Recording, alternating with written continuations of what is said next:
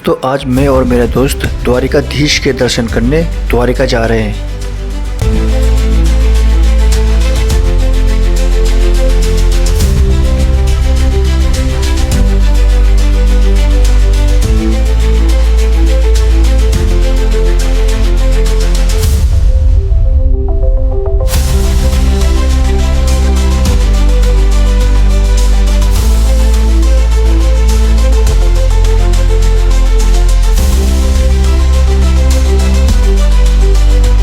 दोस्तों अब हम पहुंच चुके हैं रेलवे स्टेशन और यहीं से हमें द्वारिका के लिए ट्रेन पकड़नी है। दोस्तों यहां से निकलने के बाद हम न केवल आपको द्वारिका बल्कि बेट द्वारिका और अन्य तीर्थ स्थलों के भी आपको दर्शन करवाएंगे।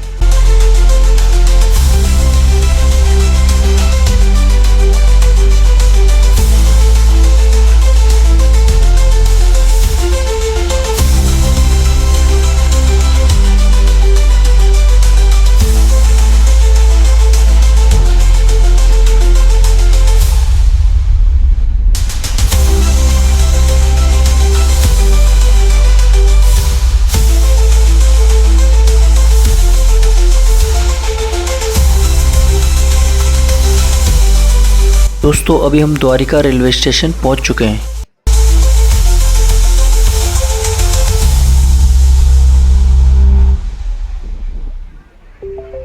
दोस्तों द्वारिकाधीश के दर्शन से पहले मां नर्मदा में स्नान किया जाता है और यहीं पर ये आगे जाके समुद्र में मिल जाती है। द्वारिकाधीश मंदिर का ये ध्वज दिन में 5 बार उतारा और चढ़ाया जाता है। दोस्तों यहाँ पर आने के बाद हमें मालूम पड़ा कि मंदिर के अंदर किसी भी तरह का मोबाइल, बैग और कैमरा ले जाना अलाउड नहीं है।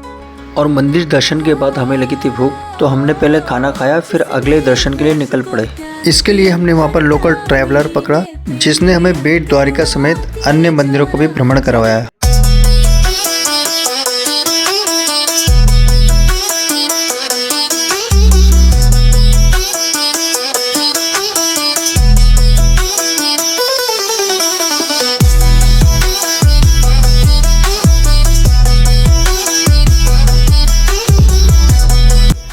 दोस्तों यहाँ पर आकर हमने प्राचीन शिव मंदिर के भी दर्शन करे जो कि बहुत ही अद्भुत है।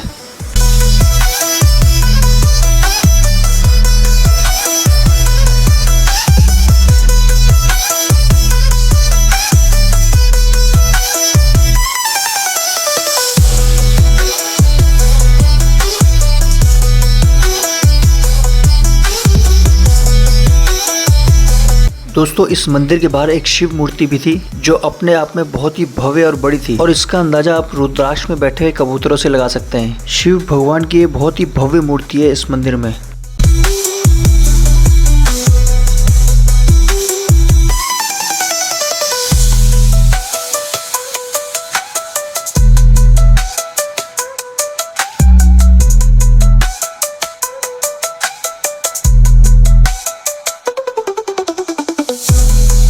अब हम दर्शन करेंगे गोपी तालाब का, जिसे अर्जुन कुंड भी कहा जाता है। कहते हैं जब अर्जुन को एक बार अपने ऊपर घमंड हो गया था तो श्री कृष्ण भगवान ने उनका घमंड तोड़ने के लिए एक लीला रची और उन्होंने अपनी 16,108 रानियों को सकुशल बेट द्वारिका से मथुरा ले जाने के लिए कहा। और सभी रानियों को मथुरा ले जाते वक्त रास्ते में एक कुंड दिखा जहाँ से वे अर्जुन को कुंड में स्नान के लिए कहकर स्नान करने चली गई। उसी समय श्री कृष्ण भगवान ने अपने हाथों के हथेलियों के मैल से भील प्रजाति को उत्पन्न किया जो अर्जुन को लूटने इस कुंड के समीप आते हैं। और वह ऐसा समय था जब कलयुग का प्रारंभ हो चुका था और जितने भी दिव्य अस्त्र शस्त्र थे सबकी शक्तियां समाप्त हो चुकी थी। अतः इसके अभाव में अर्जुन भील जनजाति का सामना नहीं कर सके और अर्जुन को हारता देख सभी रानियां घबरा गई और उन्होंने इसी कुंड में जल समाधि ले ली। माना जाता है उन्हीं की देह से इस मिट्टी का रंग पीला है और यहाँ की मिट्टी गोपी चंदन के नाम से प्रसिद्ध है। और गोपी तालाब से निकलने के बाद हमने बेट द्वारिका की तरफ प्रस्थान करा।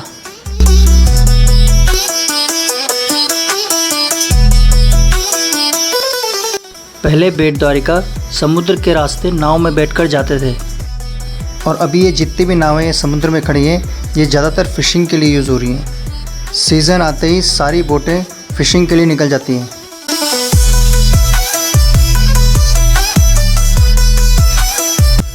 आप यहाँ से जितनी दूर तक देखोगे हर तरफ आपको नाव ही नाव दिखेंगी।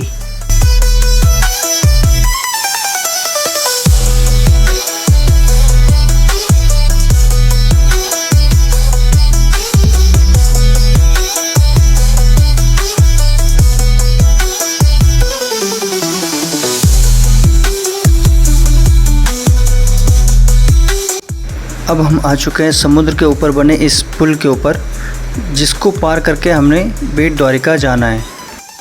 और ये पुल भी अपने आप में बहुत ही सुंदर, बहुत ही बड़ा और भव्य था, और इसमें अलग अलग जगह पर अलग अलग आकृतियाँ बनाई गई हैं।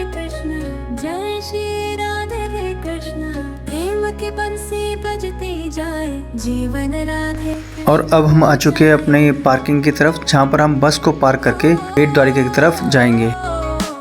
बेट द्वारिका पहुँचने के बाद हमें पता चला कि बेट द्वारिका के अंदर किसी भी तरह का कैमरा, बैग, मोबाइल ले जाना अलाउ नहीं है, और अपने साथ लाया सारा सामान मंदिर के बाहर ही जमा करना होगा। बेट द्वारिका के दर्शन के बाद हम वापस आ चुके हैं द्वारिका।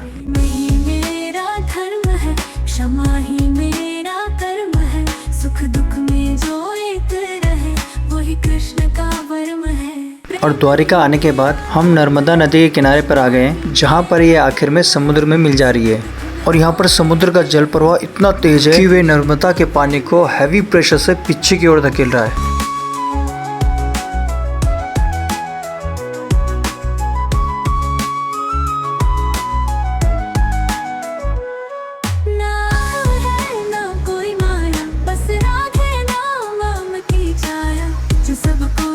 दोस्तों यहाँ पर मेरा दोस्त बहुत गुस्सा हो गया था और बोला, मैंने 150 रुपये का चश्मा ओनली 99 रुपीज़ में लेने के बाद भी तुम मेरी वीडियो नहीं बना रहे हो। दोस्तों यहाँ पर समुद्र की एक लहर इतनी तेज उछल के आई कि मैं बैग समेत पूरा गीला हो गया।